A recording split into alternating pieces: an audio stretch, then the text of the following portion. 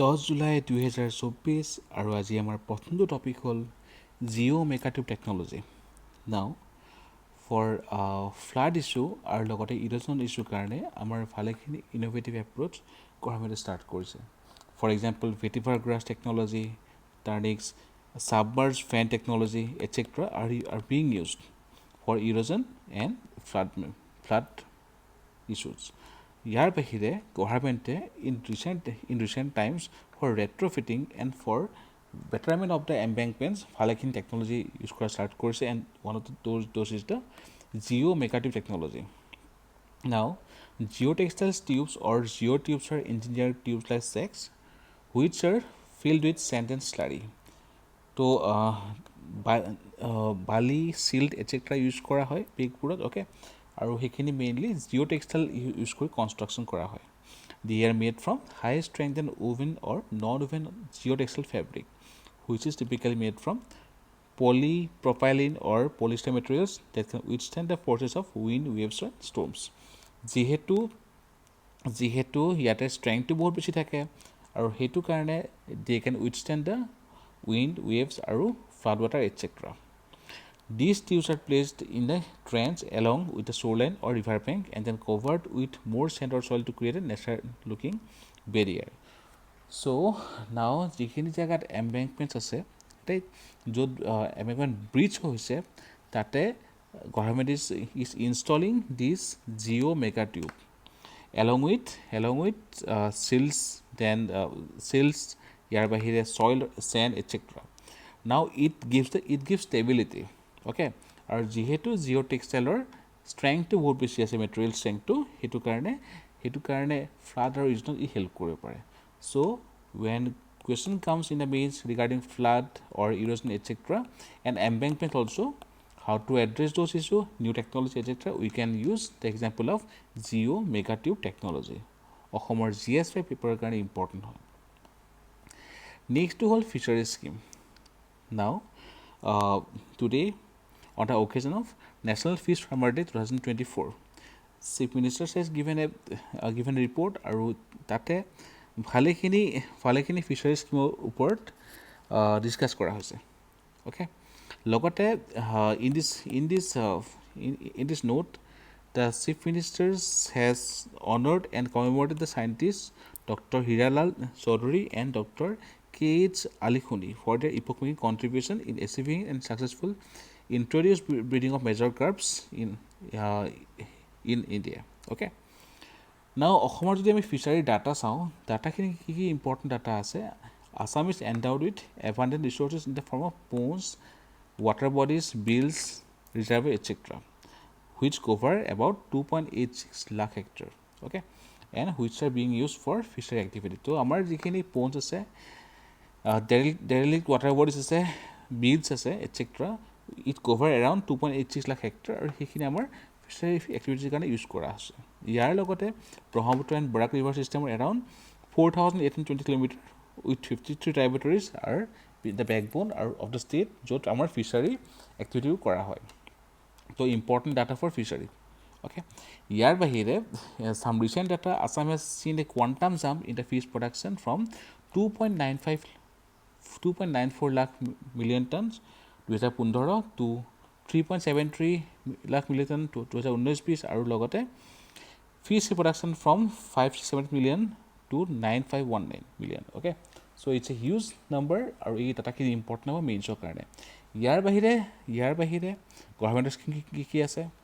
মৎস্যজাকৰণ, ঘৰে ঘৰে পুখুৰী, ঘৰে ঘৰে মাছ, চিড বেংক প্ৰগ্ৰাম, মাছলি ডেভেলপমেণ্ট প্ৰগ্ৰাম, সিলেকশ্যন অফ মৎস্য মিত্ৰ, beneficiary training, assistance to women SHG for production of valuated fish, ইয়াৰ বাহিৰে gene bank for indigenous fish, okay, GBIF। ইয়াৰ বাহিৰে আৰু প্ৰধানমন্ত্ৰী মৎস্য সম্পদা যোজনা, চিফ মিনিষ্টাৰ্ছ সমগ্ৰ গ্ৰাম্য উন্নয়ন যোজনা, state own priority development apart under different schemes, rural infrastructure development fund, Kisan credit card আৰু group accident insurance scheme for fisheries, okay. These are the various schemes for the fishery sector, very important for mains as well as prelims. The next topic is about hyper-resolution flood forecasting. Now, the news is that real-time flood forecast for Guwahati. আৰু ইয়াত কোৱা হৈছে যে leader, okay, a leader survey has started in Guwahati as a part of a project to build hyper resolution flood impact forecasting system for the city. কোনে কৰি আছে? IIT Delhi's Foundation for Innovation and Technology Transfer. Okay, now leader was in the news also for কিহৰ কাৰণে আছিলে? Dima হাছাওৰ railway কৈছিলে যে তাত যিখিনি ট্ৰেক বহাব এটচেট্ৰা তাৰ কাৰণে লিডাৰ চাৰ্ভে এটা কৰি ল'ব. অ'কে, তো the rate of rising of flood and flow velocity can be measured effectively by differential global position system DGPS বুলি কোৱা হয়, AI, artificial intelligence and leader. Okay, so the government has to install a dense network of flood governing system. Now leader is very important, already discuss কৰিলোঁ. ডিমা হাছাও তাতে আমাৰ leader use কৰা হৈছে আৰু লগতে ফ্লাডৰ কাৰণে ইউজ কৰিব. তো মেইনছৰ কাৰণে লিডাৰ বহুত important, also for the next upcoming prelims. Now leader is a remote sensing method that uses light in the form of pulse laser to measure ranges and variable distances. আৰু ইয়াতে light pulses use কৰা হয় which combine other data recorded by the airborne system which generate precise three-dimensional information about the shape of Earth. Our leader instrument principally consists of a laser, a scanner and specialized GPS receiver. Leader follows a simple principle through laser light to an object on the Earth's surface and calculate the time it takes to return to the leader source. Okay, so ইম্পেক্টৰ পিছত ৰিফ্লেকশ্যনৰ কাৰণে time কিমান ল'লে সেইখিনিৰ ওপৰত কেলকুলেশ্যনটো হয়. Okay, so' lidar technology is important. লগতে hyper relation flood forecasting we can use this example for flood measure, innovative flood measure etcetera. The next topic is about safe harbour clause. Now কি হয়? Previously about the intermediate guideline digital media ethics code 2021. তো ইয়াতে আমাৰ যিটো fake নিউজৰ ক্ষেত্ৰত, okay, PIBৰ যিটো FC বুলি কোৱা হয়, ফেক চেক ইউনিট যিটো লঞ্চ কৰিছে ফেক নিউজ ফ্লেগ কৰিবৰ কাৰণে, সেইটো ক্ষেত্ৰত আমাৰ নিউজত আছিলে. নাও কি হয়?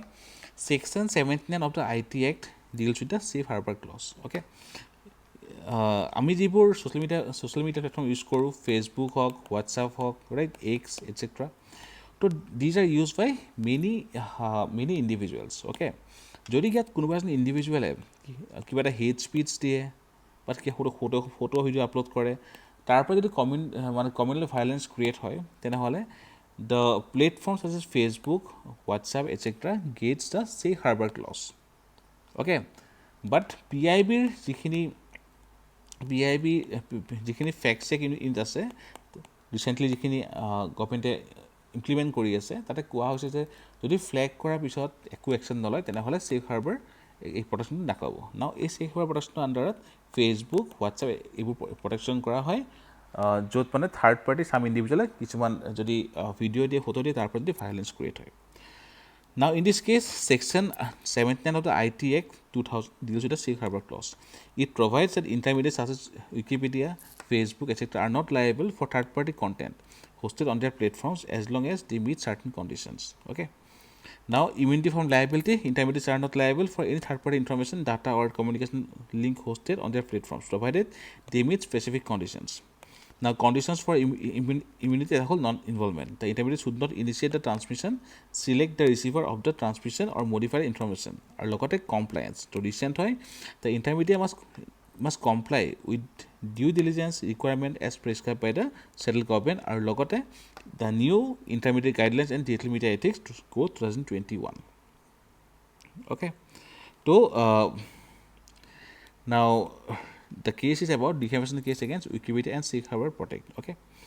Now, yate ki koa hoise, ANI has argued that Wikipedia is a significant social media intermediary under Section 2 of the IT Act. Okay. Any person who, on behalf of another person, receives, stores, or transmits that record or provide any service with respect to the record, etc. Okay. So, ইয়াৰ পৰা তেওঁলোকে কি পাব লাগে? কি Safe Harbor Clause টো পাব লাগে. Okay. Previously, Supreme Court ruling কি আছিলে?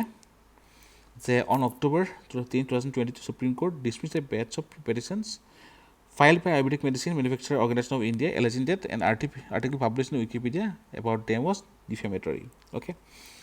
Now, yes, the fake check ইউনিটৰ ক্ষেত্ৰত যদি কমপ্লেইন্স নহয় তেনেহ'লে কেছ হ'ব পাৰে. Otherwise, in this case, the different dimension of the safe harbor protection of IT Act, that is the Section 29 of the IT Act has been discussed. Okay. The next topic is about high sea treaty. Ki hoy? The high sea are the part of ocean that are not included in the exclusive economic zones, territorial sea or internal waters of a state. Okay, to high sea, international waters where all countries can fish, navigate and do research. Exclusive economic zone ki hoy? Previously you put prelims shot, where coastal countries have jurisdiction over the resources up to 200 nautical miles or 370 kilometers from the shore. Okay, water beyond the 200 nautical miles or 370 kilometers from the coast are known as the high sea. So high seas are the area of the ocean which no one nation has sole responsibility. Now, UN High Sea Treaty, officially known as the Biodiversity Beyond National Jurisdiction Treaty, BBNJ, is a significant international effort under UN clause or United Nations Convention on the Law of Sea. Adopted in 1982 and came into force in 1994, UN clause provides the framework for managing and using the world's oceans and their resources. Here, key provision ki dia ase? There are certain provision under this the High Sea Treaty. Eta hol marine protected area. Yat koa hoise the designated zones aimed at conserving the ocean system or biodiversity under stress or tat ki rakhibo pare MPA or marine protected area. Currently, around 1.44% marine protection area ase. Sustainable use of marine genetic resources. It addresses the extraction and utilization of the genetic information. Environmental impact assessments, capacity building and technical transfer, and creation of a new management body or a new international body will be established to oversee the conservation of the ocean life and establishment of the marine protected area. Okay, so the High Sea Treaty important for prelims and mains perspective both.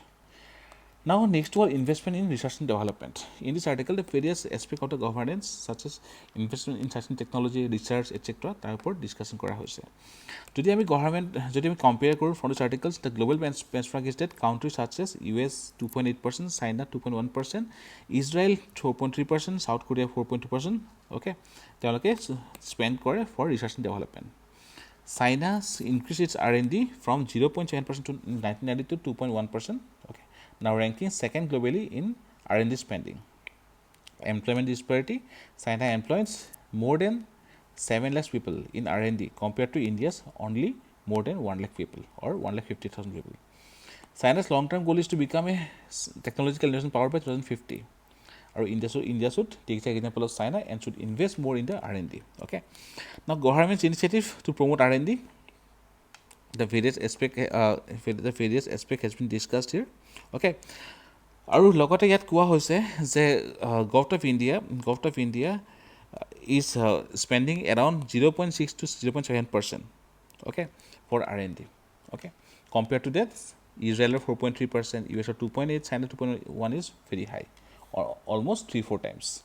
Government initiative ki ase Atal Innovation Missions, innovation of science pursuit for Inspire Research, Inspire scheme, 1 week 1 lab campaign, National Initiative for Developing and Harnessing Innovations, Nidhi, National Startup Awards, National Research Foundations, etc. The next is the vulnerability of the glacial lake. Recent data, which are also important for APSC Mains perspective, yate koa hoise je ISRO report by ISRO in April. 676 of the 2431 glacial lakes larger than 10 hectares in the Himalaya have notably expanded since 1984. Okay, almost 25% of the glacial lakes has expanded. Out of this, 130 lakes are in India, with 65 in Indus, 7 in Ganga, and 58 in the Brahmaputra River basin. Now, 4 states and a UT in the Himalaya will commence ground survey to determine the vulnerability of glacial lakes after the monsoon season. Now, glacial lakes ki hoy? They are formed by the melting of glaciers and accumulation of meltwater in depression on or near the glacier surface.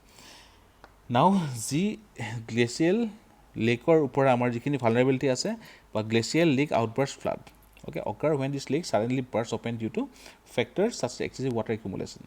These floods can cause significant destruction and pose serious risk to the people in the environmental downstream. So, glacial lake outburst flood is the important for mains perspective. Logote vulnerability assessment and the data is important for mains. The next topic is about facts for prelims. Prime Minister Narendra Modi receives the Russia's highest civilian honor. He is the first Indian leader to be conferred with the award. Okay, order of Saint Andrew the apostle award বা Russia's highest civil honour প্ৰিলিমছৰ কাৰণে important হয়। So' this was all about today's current affairs 3 July will again meet টুমৰো।